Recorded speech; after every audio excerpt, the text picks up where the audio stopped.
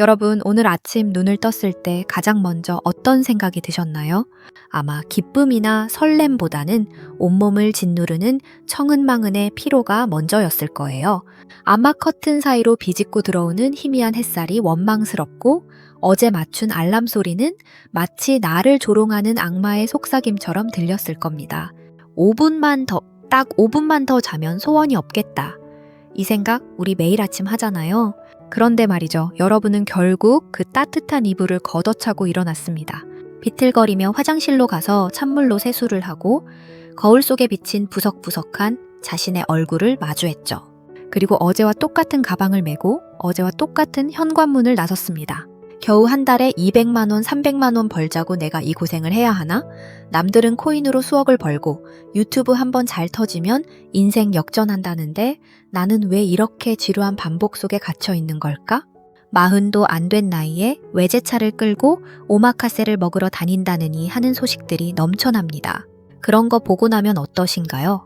갑자기 거울 속 내 모습이 초라해 보이고 오늘 또 출근해야 하는 내 일터가 감옥처럼 느껴지지는 않으셨나요? 한 달 뼈 빠지게 고생해서 통장에 찍히는 200만 원, 300만 원이 마치 내 초라한 인생의 성적표처럼 느껴져서 한숨만 푹푹 내쉬고 계신 건 아닌지 모르겠습니다. 그런데 여러분, 오늘 제가 정말 깜짝 놀랄 만한 하지만 여러분의 가슴을 뜨겁게 달궈줄 진실 하나를 들려드리려고 해요. 여러분이 오늘 아침 그 무거운 몸을 일으켜 현관문을 나선 그 행위는요, 단순히 돈 몇 푼을 벌기 위한 노동이 아닙니다.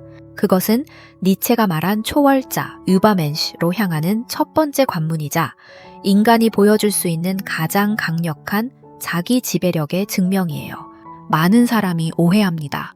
어쩔 수 없이 가는 거지. 안 가면 당장 월세 못 내고 카드값 못 내니까 억지로 가는 거다라고요. 하지만 여러분, 세상에는 그 억지로조차 하지 못해 무너지는 사람들이 생각보다 훨씬 많습니다. 통계에 따르면 성인 남녀 중 상당수가 무기력증과 번아웃으로 인해 기본적인 사회생활조차 지속하지 못하는 위기를 겪습니다. 아침에 눈을 뜨는 것이 무서워서 하루 종일 침대 밖을 나오지 못하는 이들, 조금만 힘들어도 무책임하게 모든 관계를 끊어버리는 이들, 편한 길만 찾다가 결국 자신의 삶 자체를 잃어버리는 이들이 넘쳐나는 세상입니다. 그 속에서 여러분은 정직함이라는 무기를 들고 전쟁터로 나간 거예요. 안녕하세요. 마음의 쉼표를 찾아가는 시간, 심리야 놀자입니다. 오늘 이야기는 끝까지 들으셔야 합니다. 영상이 끝날 때쯤이면 여러분은 자기 자신을 진심으로 껴안아주고 싶어질 테니까요. 다음 이야기 들어가기 전에 구독과 좋아요 한 번씩만 꾹 눌러주시면 제 진심 어린 이야기가 더 많은 분들에게 닿을 수 있습니다. 감사합니다. 이어서 본론에 들어가 보겠습니다. 철학자 니체는 이런 우리에게 아주 놀라운 위로를 건넵니다. 니체는 인간의 정신이 성장하는 단계를 세 가지로 나누었는데요. 그 첫 번째 단계가 바로 낙타입니다. 사막의 뜨거운 태양 아래서 무거운 짐을 지고 묵묵히 걷는 낙타 말이에요. 낙타는 나를 힘들게 하지 마세요라고 불평하지 않습니다. 오히려 나에게 가장 무거운 짐을 지워주세요라고 말하며 무릎을 꿇습니다. 지금 여러분이 짊어진 그 가장의 무게, 직장에서의 책임감이라는 짐이 바로 여러분을 위대한 낙타로 만들고 있는 겁니다. 50대 중반의 김 사장님 이야기를 좀 해드릴게요. 이분은 30년 넘게 작은 인쇄소를 운영해 오셨는데 최근에 경기가 나빠지면서 정말 힘든 시간을 보내고 계셨거든요. 어느 날 소주 한 잔을 기울이는데 김 사장님이 저를 보며 힘없이 그러시더라고요.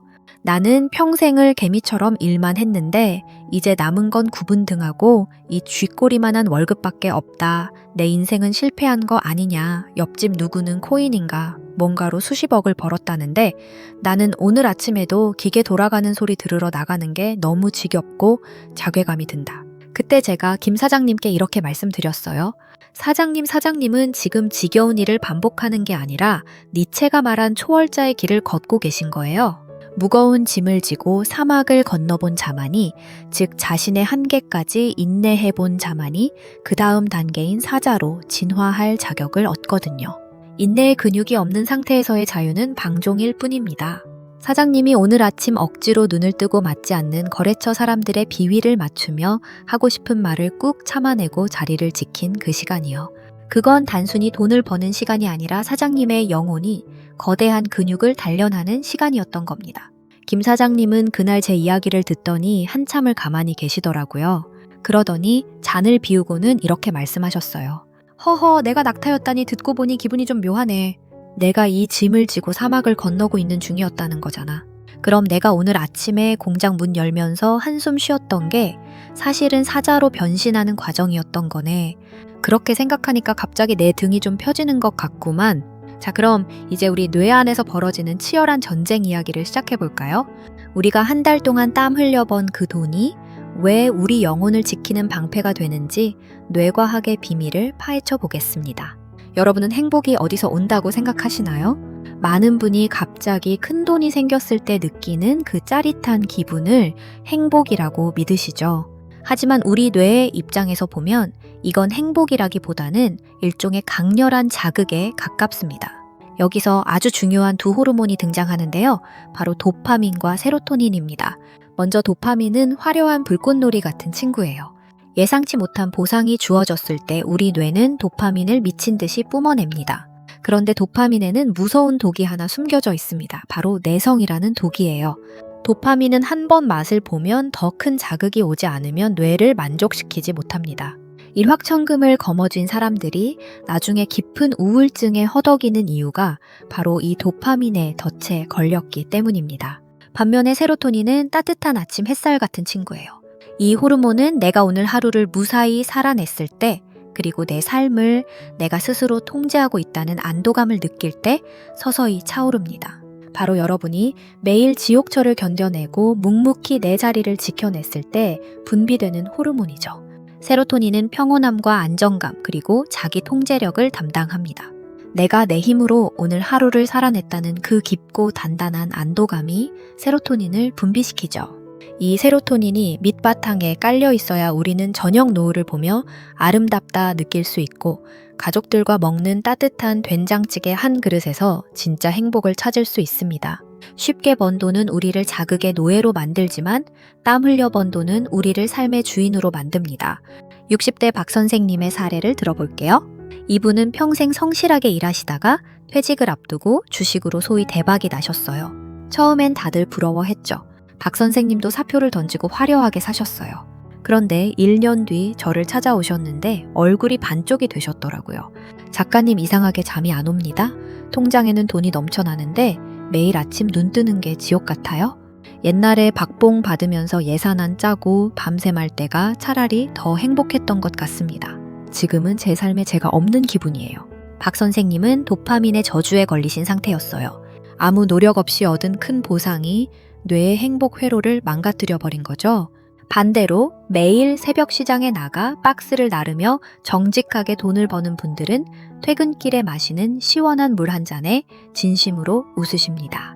뇌과학적으로 보면 이분들이 박 선생님보다 훨씬 강력한 뇌를 가진 부자인 셈입니다. 스스로 땀 흘려 일군 성취감은 그 무엇과도 바꿀 수 없는 강력한 한구울제니까요.